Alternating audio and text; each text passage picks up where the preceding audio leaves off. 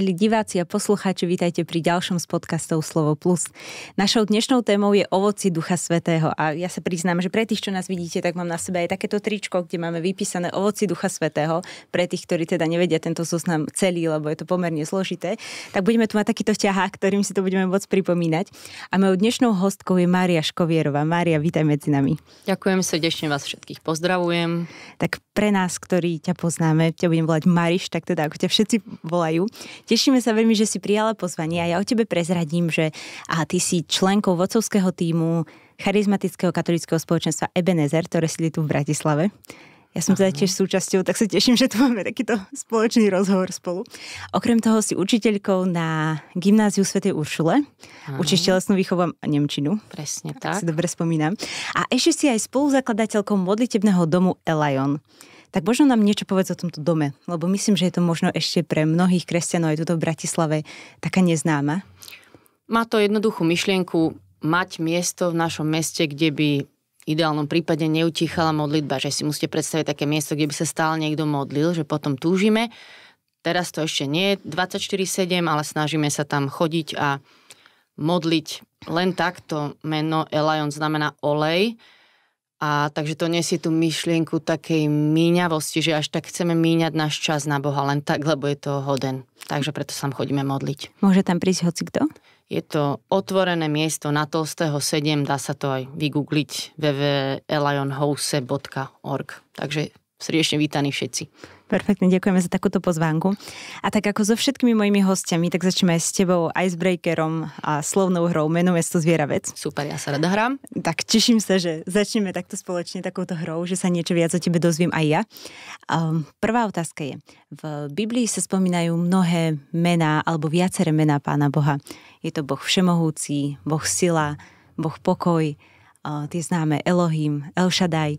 Kým je pre teba v týchto dňoch, v týchto týždňoch, v týchto mesiacoch Pán Boh? Ktorá jeho vlastnosť, ktoré jeho meno je ti teraz také blízke? Tak to je veľmi ťažká otázka, lebo ja presne veľmi žijem týmito menami, že tak rozmýšľam a modlím sa vždycky na nejaké obdobie s nejakým Ježišovým menom. Ale teraz je to asi, že je najkrajší, že je krásny aj pôvodca všetkej krásy. A som sa tak aj zamýšľala, že ako vlastne môžem obdivovať krásu niekoho, koho nevidím. Ale presne nad tým tak rozmýšľam, že tá krása je v príbehoch, ktoré tvorí. Krása je v jeho svetosti, krása je v tom, čo stvoril. Krása je v jeho láske, krása je v tom, ako ma zachránil. Takže hej, on je pôvodca všetkej krásy a že je pre mňa taký najkrajší hrdina. Ktoré mesto, alebo kľudne miesto, bolo pre teba naposledy takým vzácnym stretnutím s Bohom? Ja sa veľa modlím v lese. A teraz som si našla také miesto, Ivan v Lamači v Bratislave. A to sú také opustené vinice, tak tam si chodím sadnúť. A je hrozne krásna jar teraz. Tak tam iba sedím a som strašne vďačná za to miesto ticha. Takže v prírode a v tejto kráse. Ktorá zvieracia postava, a môže to byť postava z akékoľvek knihy, rozprávku, filmu, je pre teba niečím inšpirujúca? Je ti takým vzorom? Mám hrozne rada zvieratá a mám veľmi rada aj Narniu a tam bol kôň Brejo a to je perfektná postava. Určite si to prečítajte, táto kniha Kôň a jeho chlapec sa to volá. Tento kôň Brejo je hovoriaci kôň a prešiel aj takou veľkou zmenou. Perfektné to je. Takže tento Brejo. Ja sa priznám, že som nedávno počúvala jednu tvoju nahrávku, alebo tvoj podcast, kde si presne spomínala tento príbeh a vlastne preto mi aj tá otázka napadla. Nebolo to úplne tak mierené, ale teda teším sa, že som to takto nejako z toho poňala, že je to jedna z tvojich obľúbených postav. A posledná otázka, keď tu už mám aj tento ťahák, ktoré z ovocia Ducha Svätého, no nie je zase úplne nazvať vec, ale dajme tomu, ktorá vlastnosť, alebo ktoré to ovocie, je teraz v tomto období pre teba také, že to by som chcela, alebo že to potrebujem viac? Ja sa každé ráno modlím toto ovocie a modlím sa na to, že láska, radosť, pokoj, zaujímavosť, láska, odvernosť, meno, dobrotie, zdržanlivosť. Takže určite, ak by som nemala lásku, tak je všetko na nič.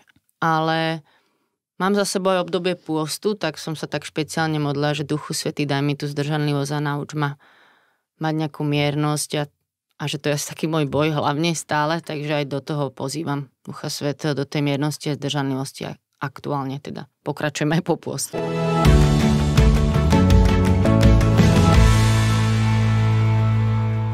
Tak plynule prechádzame vlastne v našej téme ďalej, už aj k nášmu podcastu, k našej hlavnej téme. Duch Svätý je stále, aj keď posledné roky už sa o ňom stále viac hovorí, ale stále je to akoby tá najmenej známa súčasť Svätej Trojice. Možno najmenej preskúmaná, najmenej s ňou máme skúsenosti mnohí. Tak ako by si vysvetlila neveriacemu človeku, alebo možno aj veriacemu, ktorý si zatiaľ úplne možno nevie uvedomiť tú prítomnosť Ducha Svätého vo svojom živote, že kto je Duch Svätý? Možno by som použila taký jednoduchý obraz, mi napadol teraz, že by som seba spýtala, že pozri, že videl si niekedy vietor? No na vlastnej oči sme ho nikto nevideli. Naozaj, že ho nevieš nejako uvidieť, ale všetci vidíme, že sa hýbu stromy, alebo neviem, búši dážď do nás, že to tam plieská, alebo ja neviem, napnuté plachty každej lode a že ani ja som nevidela Ducha Svätého. Ale naozaj som veľakrát zažila, že stromy sa ohýbajú vo vetre, že obrazne povedané, že ja už nemôžem si nevšimnúť, že tu nie je.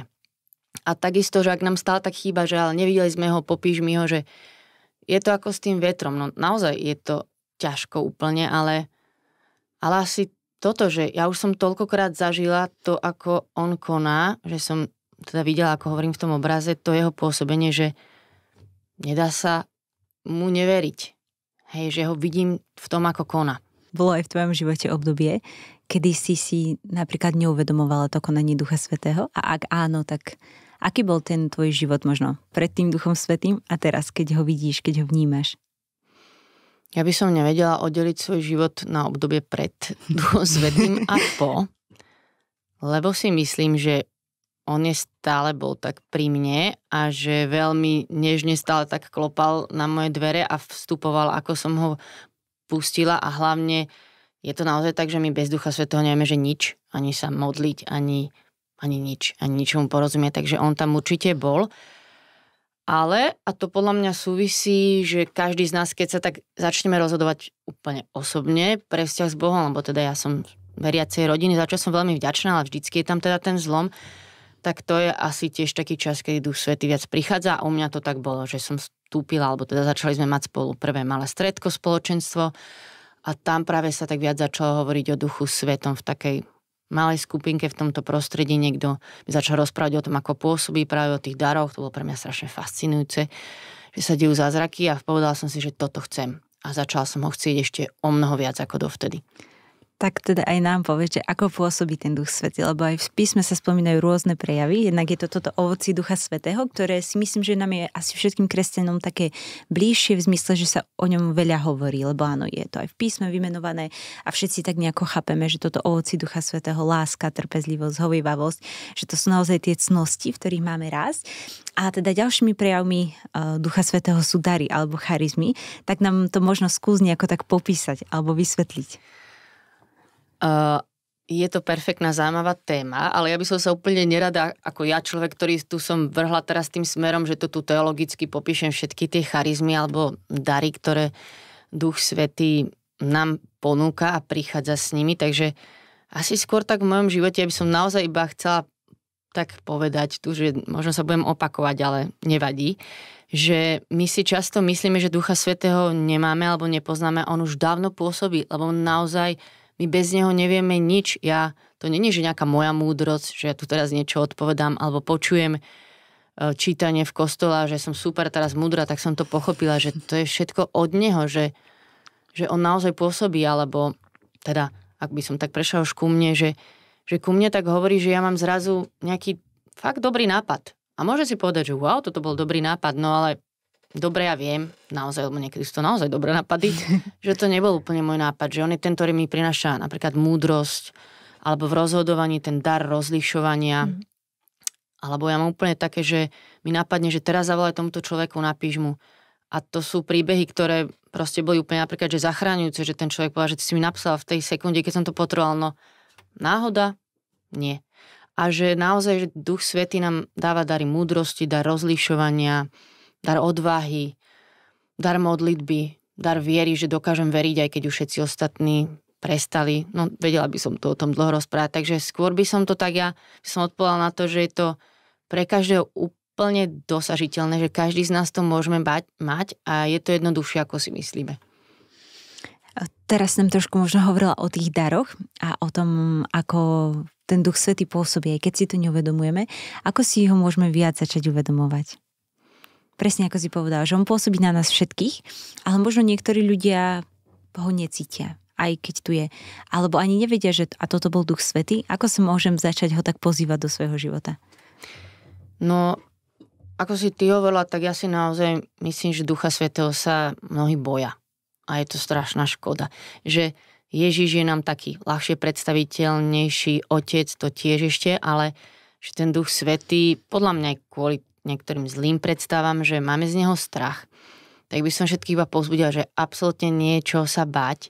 Že si myslím, že ten strach vyplýva z toho, že to nejak nevieme mať pod kontrolou, ale to je pre mňa na tom fascinujúce, že hurá, ja to nemám pod kontrolou a že on je Boh a je dobrý a príde s niečím veľmi dobrým. Že ten Duch Svätý, ja mám strašne na ňom rada, že on ma prekvapuje, alebo ja mám aj dosť akože takú radosť s ním, alebo srandu, že ja tak srandujem, že naozaj v tom radosť, veľa prekvapenia a že on vedie môj život o mnoho múdrejšie, ako by som si ja vedela predstaviť. No a ako s tým začať je napríklad, ak niekto má takýto strach, tak iba urobiť ten prvý malý krok. A začať Ducha Svätého, to nie je iba, že pozvať, ale pozývať, by som povedala, že to je proste zas a znova, že tej prosbe, že pri Duchu Svätý chcem ťa viac, on neodolá. Že on prichádza. Ja tiež som to nemala, že zo dňa na deň, iba som si povedala, že sa s ním chcem viac priateliť. Teda možno sa tak ešte vrátim k tým darom, že ja som konkrétne počula, že existuje dar jazykov, tak ja som povedala, že to by som veľmi chcela. Ako mala som predtým takú bázeň, ale som si povedala, že ak Duchu Svätý, ty si dobrý, nemám sa čoho báť. A naozaj som sa pár mesiacov za to modlila, lebo som si povedala, že Duch Svätý určite, on sa tak modlí v nás a že lepšie vie, za čo sa modliť ako ja. Takže to by som chcela. A naozaj teda po tých pár mesiacoch, nebolo to hneď zo dňa na deň, som dostala tento dar jazykov. A takže by som asi povedala, že v tej svojej modlitbe jednoduché, ako každý máme v tej svojej izbe, keď sme tam zatvorení, že iba ho pozývať, že Duchu Svätý. A príď, chcem ťa poznať viacej a byť taký citlivý, vnímavý na to, čo sa deje. Ty si v jednom podcaste hovorila, že sa tak snažíš žiť celý ten svoj deň s Duchom Svätým. Tak ako vyzerá tvoj deň s Duchom Svätým? Čo všetko spolu zažívate? Dobre vyzerajú moje dni s Duchom Svätým. Vlastne, keď si to vezmete, tak vlastne každý z nás sa celý deň s niekým rozpráva. No, väčšinou je to ja sama so sebou, že si hovorím, že to sa ti podarilo, jeda, ten, čo tam robí.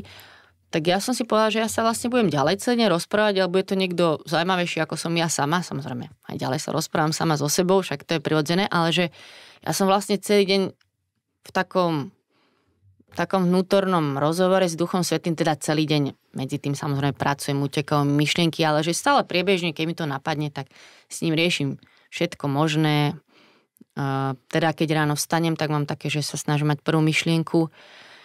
S Bohom prídem, poboskám ikonu, ktorú mám v izbe a potom si prečítam niečo z Božieho slova alebo si vypočujem liturgické čítania. A teda konkrétne sa modlím hneď ráno, že si oblečiem Božiu výzbroj, to znamená, že to tak hovorím, že Pane Ježišu, ja si obliekam teba. Potom sa pomodlím aj modlitbu Otčena, že tak vedome k Otcovi, že on je ten, ktorý nech sa o mňa dneska postará. A potom sa naozaj vedome modlím, že Duchu Svätý, ty teraz príď. Vymenujem aj tieto dary, ktoré si prosím, alebo ak máme nejakú tému. Ja som grécko-katolíčka, takú krásnu modlitbu, že Kráľov nebeský, utešiteľu duchu pravdy. A takto pokračuje to vyslovene taká krásna modlitba, že príď a prebývaj v nás. Takže hneď tak toho ráno pozvem do toho všetkého, čo ma čaká a potom som v takom rozhovore s ním celý deň aj úplne o somarinách a o všetkom možnom, čo sa deje. A naozaj si to akože nepredstavíte, že ja som nejaký svätý typ. Normálne robím svoju prácu a vždycky, iba keď mi to sa snažím si to tak pripomínať, tak stále sa vraciam do tohto nášho rozhovoru.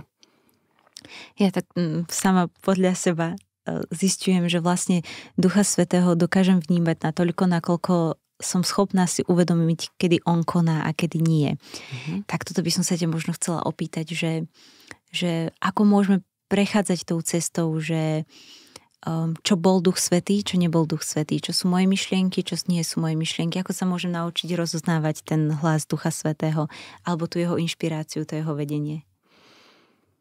No okrem tohto takého priebežného dialogu, o ktorom som rozprávala, tak mám každý deň čas s Bohom taký naozaj o samote, snažím sa čo v najväčšom tichu a myslím si, že toto je vec, bez ktorej sa nedá mať vzťah s niekým, koho máme radi, kto nás má rád, že naozaj byť s ním tak exkluzívne a vtedy sa mi presne upokojím sa celá, aj myšlienky sa mi utriedia a sa vraciam k tomu, čo sa dialo a napríklad veľa trávim aj času, že som vďačná za veci, že si to aj napíšem, že za čo ďakujem a že tým sa mi to úplne tak upratuje. Samozrejme, prídem, aby ste si to naozaj reálne predstavili do tohto času a prvých 15 minút mi beží hlava o všetkom, čo sa dialo v škole, neviem čo, hej. A po tých 15 minútach niekedy iba poviem, že aha, tak už som tu. Ale potom, tým, že vlastne s tým tak trávim čas, tak ako keď niekoho spoznáš, tak to proste neviem to úplne vysvetliť, že si potom uvedomím, že naozaj stále viac a viac už tak to poznám, že keď on hovorí, alebo to bola moja nejaká blbosť. Ale ešte tiež poviem, že však nemusím to vždycky super vedieť, ak to sú také veci, že či to bol Duch Svätý, alebo iba môj rýchly, spontánny nejaká akcia, alebo čo.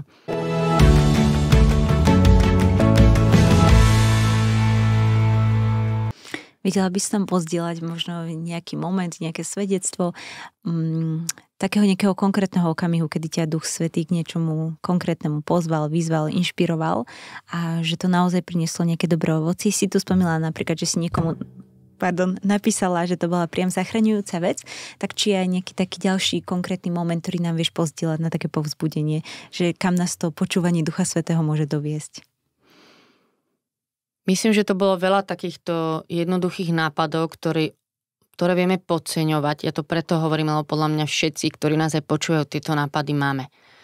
A že to nie je nejaký hlas z neba. Jednoducho, neviem, som s kamarátkou vonku a hovorila mi, že už mesiac alebo aj 2 to bolo po covide, že nič nevie cítiť, všetko je strašne, buď necíti, alebo je hrozne smrdí niektoré jedlo a že to je hrozné, lebo je skončila všetká radosť v živote, že naozaj, že tá choroba v nej zanechala takéto trápenie a teraz mne nápadne, že však ja sa za ňu pomodlím. No ale tak ako všetkým ostatným mi samozrejme príde, no tak to bude trapas, čo ja teraz poviem, ako to urobím. Ešte sme sedeli vonku na Primaciálnom námestí, si pamätám pre istotu.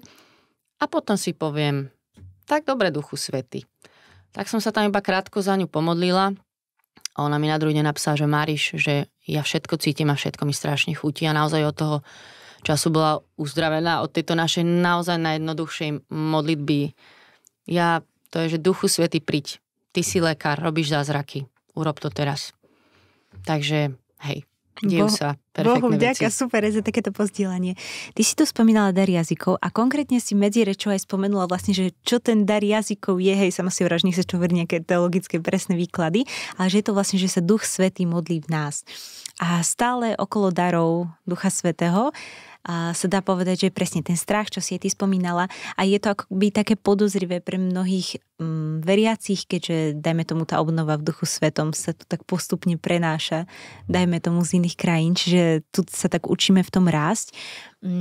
Tak možno nám akoby povedz, že prečo sa ich nemusíme báť, tých darov a aké dary možno ty vnímaš na sebe okrem daru jazykov alebo v tvojom okolí, v našom spoločenstve a možno skús tak ľuďom predstaviť, že na čo ich vlastne máme a že čo je tá krása, ktorú z nich môžeme čerpať. Aby nevideli iba, dajme tomu to, čo nepoznám, to, čoho sa bojím, to, že sa možno aj stretli s nejakými zvláštnymi prejavmi alebo nedobrým uchopením tých darov, tak skús možno pozdieľať našim divákom a poslucháčom, že čo je tá krása, čo je to dobro, čo to vie priniesť a prečo ich vlastne máme, prečo nám ich Duch Svätý dáva. To je veľa otázok. Možno si na nejakú spomeniem z tohto všetkého. Áno. Asi sme sa stretli, áno, perfektne aj sociálne siete alebo z počutia vieme sa dostať k informáciám, ktoré sú práve že čudné. A ja by som na to zareagovala v otázku, že nie je fascinujúce, že Duch Svätý s nami ráta aj s darmi, aj keď vie, že sme slabí človečíkovia a nevždycky to dobre zvládneme, ale kvôli tomu, že to možno niektorí ľudia úplne super nezvládli, tak teraz mu mám povedať, že ďakujem, neprosím si, choď preč. To by som veľmi nerada. Takže znova, iba Duch Svätý je veľmi, veľmi, veľmi dobrý. Je naozaj niekto, kto si nás zamiloval a ja ho mám tiež strašne rada a veľmi by som nechcela prísť o to, čo vie priniesť do môjho, alebo teda do životov každého z nás. Takže sa toho vôbec netreba báť. Naozaj nikdy nerobí nič na silu. Nie je to o tom, že ja som nejakou mimo kontroly, v nejakom tranze a teraz Duch Svätý príde. On je najnežnejší gentleman, ktorý zaklope a spýta sa ma, že smiem. A ja keď poviem áno, tak on koná. A nie je to ani nikdy nepríjemné. Hej, že aj ten dar jazykov, poviem takýto príklad. To nie je o tom, že ja, kebyže nechcem, tak zrazu sa niečo deje. Že to je úplne s môjim súhlasom. Ja mu len poviem, že tu máš môj hlas, tu máš moje telo, prosím, príď. Hej, ale ja to úplne som privedomý, aj je to vlastne v mojej slobodnej vôli. No a pre mňa príkladom, prečo Duch Svätý ešte, že prečo sa ho nemusíme báť, je Panna Mária. Ona bola jedna, podľa mňa, najväčšia priateľka Ducha Svätého. A keď to bola ona, najväčšia priateľka Ducha Svätého, tak kto som ja, aby som proste povedala, že Bože, chcem od teba toto, ale tento darček už si neprosím, to si nechaj, že boli by sme hrozne ochudobnení, že áno, bola taká otázka, že dalo by sa prežiť bez Ducha Svätého? No, dalo by sa prežiť. Áno, prežijeme to nejako, ale prečo by sme mali prežívať, keď môžeme mať život? Proste a perfektný život. Krásny, radostný, že mňa to s ním hrozne baví. Naozaj by som chcela o tom tak hovoriť jednoducho a povzbudivo, že hej, je to pre každého a nemáme sa čoho bať. Tak neviem, či som na nejakú otázku zabudla odpovedať z toho, ale...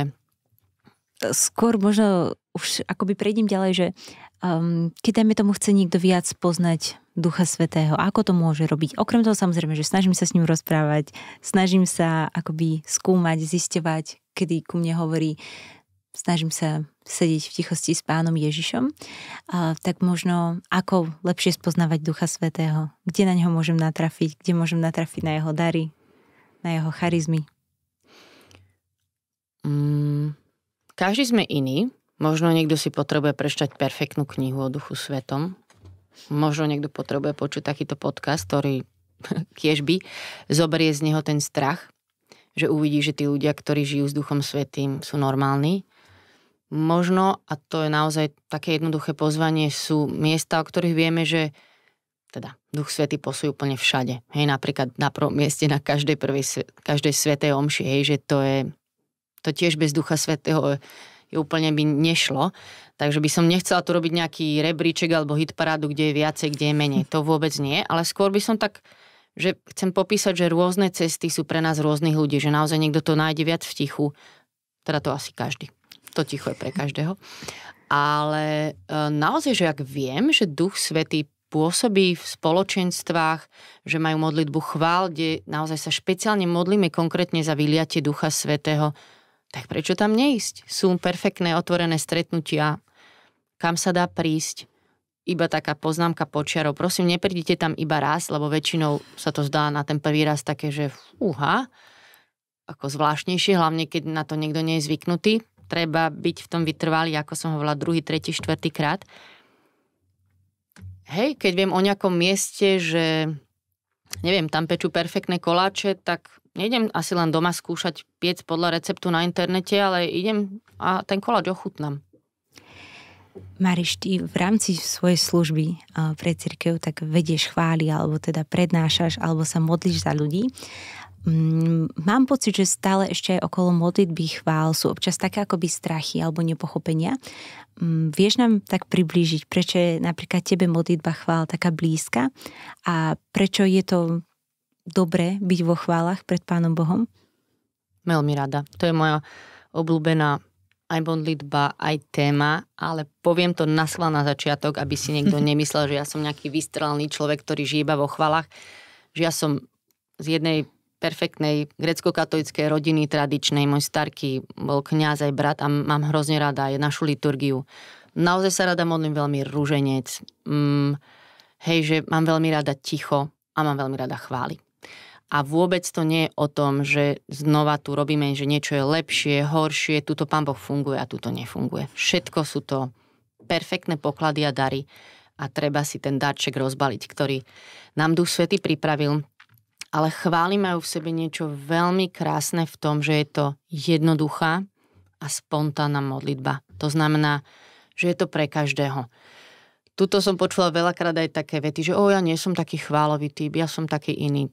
Ja si nemyslím, že existujú chválové a nechválové typy. Tým nepopieram, že každý máme takú svoju nejakú povahu alebo cestu, ale chvála je jednoduchá, spontánna, biblická modlitba. To znamená, keď si pozriete Božie slovo, je to tiež plné chvály. Ježiš sa modlil chvály so svojimi učeníkmi. To znamená, je to prehlasovanie pravd o Bohu, aký pre mňa je. A pre mňa osobne je to aj také zdvihnutie pohľadu, ja tam si riešim vo svojom živote taký problém, za toto sa modlím. A teraz zrazu z toho všetkého, čo tam riešite, zdvihnete oči na toho najdôležitejšieho, ktorý je centrom všetkého, čo tu žijete a hovoríte jemu, kým pre vás je.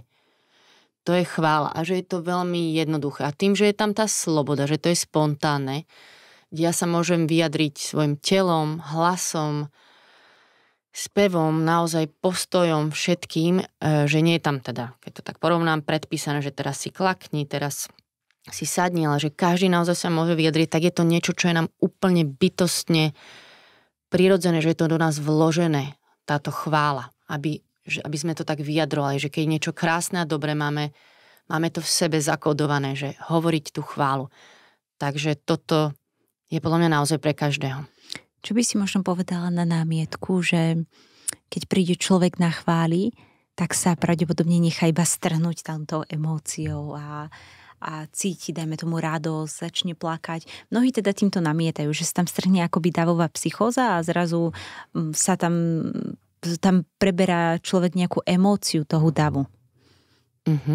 Môže sa to stať, že sme ľudia a teraz nepoviem, že nikdy sa to nestalo, ale na druhej strane, keď niekto má niečo tak proti týmto chválam, gitarovo, neviem, nejaké bicie, tam k nástroje, celá kapela, ja si hovorím, že nie je to aj prirodzené, prečo by chvála v 21. storočí nemohla a nemala vyzerať inak ako v 17. 18. storočí.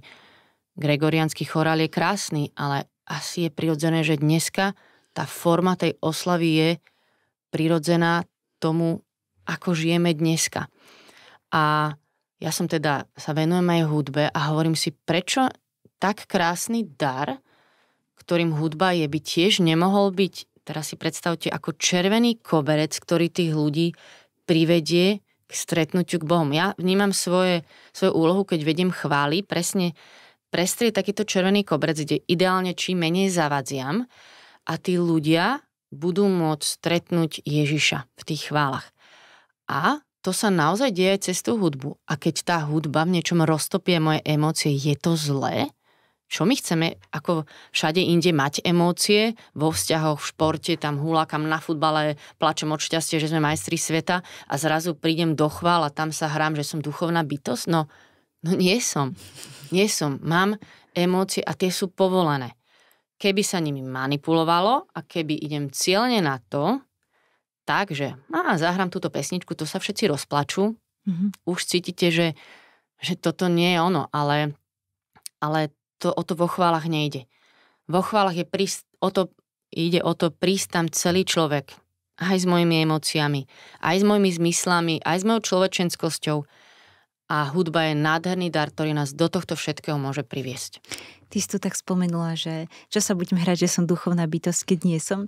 A nie je toto aj taká naša predstava, alebo možno čo by si na to ty povedala, že ja som si často zvykla predstavovať svätých, že oni sú určite takí strašne usporiadaní a iba sa tak modlia v tichosti a kontemplujú 2-3 hodiny.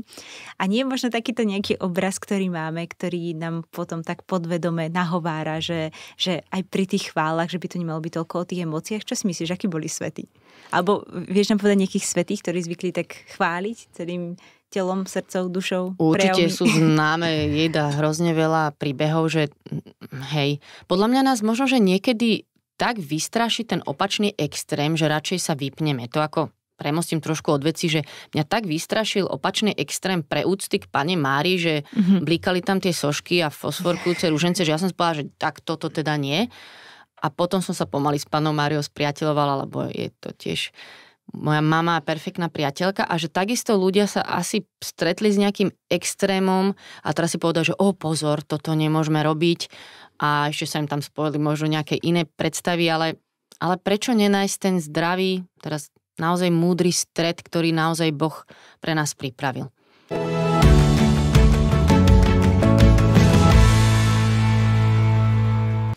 Ty si tu spomínala v rámci toho svedectva, že si sa teda pomodlila za svoju kamarátku, za svoju známu a jej teda prestali tieto ťažkosti po tej modlitbe.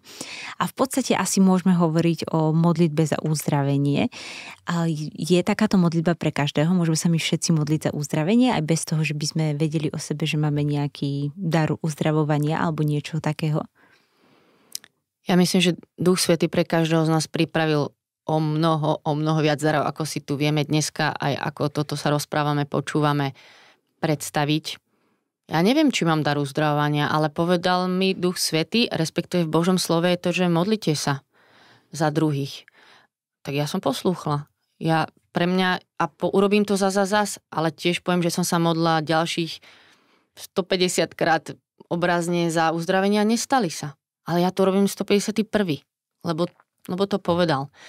A takže ja by som povedala, že nebojme sa toho skúšať, a že ja mám od Ducha Svätého také, by som to tak vysvetlila, že ja vždy verím, že môže konať. Pripravím sa na to, nastavím a keď to neurobí, ako som si predstavovala, tak sa neurazím. Lebo on vie lepšie.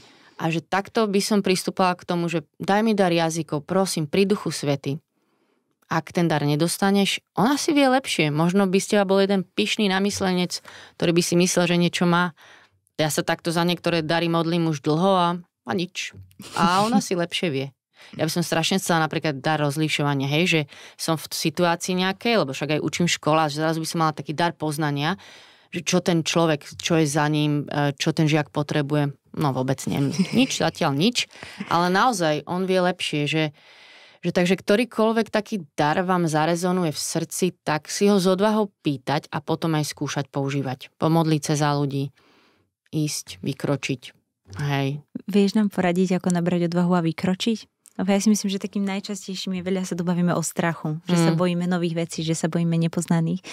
Tak ako nabrať odvahu možno a prekročiť presne taký ten strach z toho jednak, že pomodlím sa, nič sa neudeje, alebo že a teraz mi to napovedá Duch Svätý, alebo ja tu chcem ísť niečo skúšať pri tej modlitbe? No jedna vec je, že nebáť sa, že urobím chybu. Podľa mňa ja som sa tiež veľakrát pomýlila, išla som do niečoho, čo možno bolo naozaj moja chyba, ale nevadí, že Duch Svätý nám dovolí robiť chyby. To, samozrejme, nejdem proti Božiemu slovu alebo nejakým príkazaniam, ale že keď to naozaj myslím dobre a je to v nejakom rámci dobrého úmyslu, tak aj pripustiť, že robím chybu. To je jedna vec.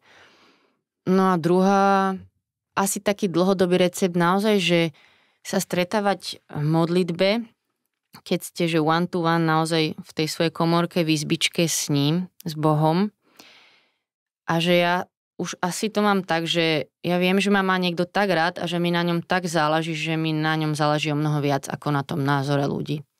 Tak sa strápnim pri najhoršom. Že mňa nezaujíma úplne, mňa zaujíma ten jeho pohľad na mňa v tom, neviem, či som to, ale je to asi taká vec, ktorá chce čas, že to sa tak nedá vyrobiť, to sa proste pomaly nám Boh tak mení v tom srdce, že tá odvaha rastie, čím viacej sme s ním. A teraz je možno do takej odvážnej témy, že a chce sa Pán Boh prejavovať aj takýmito špeciálnymi spôsobmi, dajme tomu, že pomodlíme sa za niekoho a on je uzdravený, alebo že sa modlíme v jazykoch. Niektorí ľudia, viem si predstaviť, že môžu mať strach, akoby, že prečo si mám pýtať takéto špeciálne veci, že ani je to určené, dajme tomu, iba svätým. Tak ako je to s týmto rozdávaním darov Ducha Svätého? Ako je to s ich príjmaním? Máme po nich túžiť? Máme sa o ne snažiť? Alebo si máme počkať, kým nejako možno zavnímame, že toto nám chce dať Duch Svätý do nášho života? No, Na otázku, či sa Boh chce prejavovať takýmto spôsobom svojimi darmi, odpovedám, že áno. Áno. On je Boh. Sám v sebe nesie niečo, že je proste nadprirodzený, že má moc, on je všemohúci, sa modlíme a to je ako jeho vlastnosť, to znamená, keď je on taký, tak jasné, že sa bude tá jeho vlastnosť prejavovať touto nadprirodzenou mocou. Až si myslím, že keď žijeme s Bohom a vylúčili by sme tieto nadprirodzené veci, že on môže konať s mocou a nad naše chápanie, tak sme ho veľmi sploštili. Áno, znova poviem, dá sa prežiť aj takto. Ale je to hrozná škoda.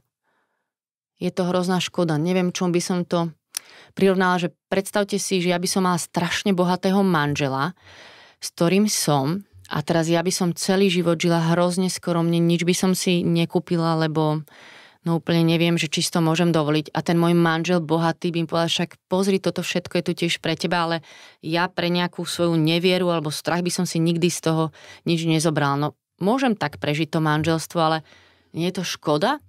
Koľko krásnych vecí sme mohli zažiť, alebo čo všetko dobrého sa mohlo stať cez tie peniaze. Že toto je, som to niekde čítala, že naozaj to nie je môj teraz nejaký výmysel, že Boh nesie v sebe túto moc, toto nadprirodzeno a ak je to on, tak sa takto bude prejavovať. Hej, že to je s ním úplne nerozlučne spojené. A naozaj si myslím, že to má pre každého, že nie sme nejaký, že to nerozdáva podľa toho, či som menej hriešná, alebo sveta, alebo nesveta, kdeže. Tieto dary sú pripravené pre každého z nás. Vieš nám, prosím ťa, možno povedať, presne hovorila si, že nechceš tu robiť nejaké konkrétne definície, teologické výklady. Ja už teraz prezradím našim divákom, že o 2 týždne tu budeme mať katolického kňaza Ondreja Chrvalu, ktorý to pojme. Verím aj tak viac teologicky, budeme tu mať aj takúto teóriu. A vieš nám možno povedať, aké dary a charizmy, aj takéto nadprirodzené, pozoruješ v svojom okolí a vlastne, že na čo slúžia? A aj by som ťa chcela opýtať, že na čo slúži vlastne dary jazykov? No, dary Ducha Svätého, ktoré pozorujem vo svojom okolí, sú perfektné. Dar jazykov je dar modlitby, že Duch Svätý sa modlí v nás a je to presne dar, to je v Božom slovo napísané, že veď ani neviete, za čo sa máte prihovárať a Duch Svätý lepšie vie, že on sa v nás prihovára. No a mne sa toto veľmi páči, že samozrejme ja sa modlím aj veľa vlastnými slovami, že sa za niekoho modlím a poviem všetko, čo si myslím, že by potreboval, ale ešte veľa neviem, čo by potreboval, takže potom sa iba modlím v jazykoch za toho človeka a tiež je to modlitba, ktorú, viete, idem v autobuse, po ulici, po lese, to je proste, hej, že a je to fascinujúce, že vlastne tak veľa Duch Svätý potom aj popri všetkom možnom sa v nás môže modliť. Takže je to takýto jednoduchý dar modlitby. A kto vie, koľko už sme práve cez tento dar vymodlili. Ja neviem a to nevadí. Takže Duch Svätý takto sa v nás modlí. No potom je tam teda dar proroctva. To znamená, že Duch Svätý konkrétne niektorým ľuďom vie hovoriť. Nepredstavujte si, že to je proroctvo, že niekomu naprorokuje, že ty sa o rok vydáš, budeš mať potom 4 deti a pôjdeš do Afriky. Nie. Hej, takže to je dar proroctva. Napríklad veľmi vďačná za takýchto ľudí, že už veľakrát aj mňa sa mu to povzbudilo, iba že Duch Svätý vie, čo ja žijem. A že mi ma dal slovo, ktoré ma povzbudilo, že dobre ideš. Alebo vytrvaj, hej. Dar vyučovania, dar múdrosti. Hej, že za to som tiež veľmi vďačná, že sú ľudia, ktorí mi prinášajú múdrosť, pretože majú tento dar, že to nie je z nich. Dar rozlišovania, dar poznania, ako som hovorila. Hej. A tak. Hej, ale by sa to menovať. Nechcem tu presne urobiť teraz nejakú takú schému, ale toto sú dary, ktoré mne veľmi pomáhajú v živote a čo je ešte dôležité povedať pri týchto daroch, že Duch Svätý ich vylieva práve v kontexte spoločenstva. Že to nie je o tom, že ja si budem sama doma v obývačke, vypýtam si dary, ja mám týchto 5, ale že tieto všetky dary sú nám dané preto, aby sme nimi slúžili v rámci spoločenstva. Nie sú pre mňa samu. Hej? Možno práve ten dar jazyku je, že sa sama modlím, ale to dar proroctva je preto, že ja ním slúžim druhým ľuďom, ktorí dostanú povzbudenia. Vždy je to na dobre. Alebo dar rozlišovania, že niekto, kto potrebuje tento dar. Takže je to, ak si prosíte dary Ducha Svätého, tak je dôležité byť v nejakej nejakom cirkevnom spoločenstve, v nejakej skupinke, kde týmito darmi môžem slúžiť. A práve, aj to je v Božom slove napísané, že Boh bude rozdávať tieto dary, keď ich budeme potrebovať. Takže keď som doma na gauči, ich fakt nepotrebujem sama pre seba. Že my práve ideme do služby, slúžime na škole a teraz tam stojíme a že čo bude zajtra, čo ideme urobiť, tak sa ideme modliť a práve Duch Svätý môže tam konať, lebo je to v tom kontexte tej služby pre druhých von. Vrátim sa ešte teraz naspäť k ovociu Ducha Svätému, čo sú teda tieto naše vlastnosti. Napadla mi taká otázka, že toto ovocie Ducha Svätého sa jednak prejavuje na nás tak, že druhí z nás vnímajú tieto vlastnosti, lásku, radosť, pokoj, ale jednak asi my by sme ich mali vnímať a cítiť. A napadla mi taká otázka, že keď sú obdobia, kedy sa máme, dáme tomu, ťažšie a nevnímame ich na sebe, znamená to, že Duch Svätý od nás odišiel? Duch Svätý od nás nikdy neodišiel. To je dobré, že on nemá obdobia. My máme obdobia. Ale naozaj môže byť niečo, že nám chýba v živote. Ja ešte tak poviem na svedectvo, že Pán Boh je hrozne dobrý. A ja viem preto, že on existuje, lebo mňa veľmi zmenil. To je pre mňa najväčší zázrak asi. Hej. Lebo viem, že kedysi som naozaj bola človek, ktorý mal veľkú tvrdosť, nervozitu v sebe a že ja by som sa sama nevedela nikdy zmeniť. Neviem, že teraz som už všetko mám vyriešené, že ale ja v sebe naozaj stretávam často pokoj, ktorého by som ja nebola zo svojej povahy schopná. Radosť, ktorá prevyšuje moje chápanie. Hej, trpezlivosť, lásku k ľuďom, ktorých by som sama nevedela naozaj nikdy milovať. Že keď sme s ním, tak toto sa stane. Že to sa ako strom, ktorý dlho rastie, ja neviem to ovocie skúpiť niekam. To tam musí narasť. Priznávam, trvá to chvíľu, ale stojí to za to. A pamätám si aj obdobie, keď som sa modlila, že daj mi radosť a pokoj, ale mala som sa strašne ťažko a jediné, čo zo mňa vyliezalo, bola nervozita a smutok a hnev. Takže vlastne som sa musela vrátiť do toho, že čo je ten problém a naozaj volať Ducha Svätého do toho, že príď, lebo on je lekár, príď, potež ma, príď, vstup do tohto problému a že potom, keď ho tam pozvem, tak je to cesta, ale on to je ten, ktorý to vymieňa potom za tú pokoj a radosť. Ďakujem ti veľmi za tvoje svedectvá, za to, že si sa s nami podielila o tom, ako ty žiješ s Duchom Svätým. A milí diváci, by som vás chceli iba tak pozvať, že ak by ste aj vy chceli možno ešte tak viac vkročiť do modlitby pozývania Ducha Svätého, tak možno aj na internete si môžete nájsť rôzne modlitby, ktoré tuto Máriš vlastne nahráva, rôzne podcasty. My sme ich totiž to už tu raz spomínali, v januári sme tu mali Jara Dodoka a on tak ako by pozval ľudí, že keď sa občas nevedia s čím modliť, tak sa môžu modliť so žalmami istej Márie Škovierovej. Super, teším sa. Spomeniem po pár mesiacoch. Tak milí diváci, vidíme sa s vami a počujeme sa s vami opäť o 2 týždne a teda našim hosťom bude katolícky kňaz Ondrej Chrvala.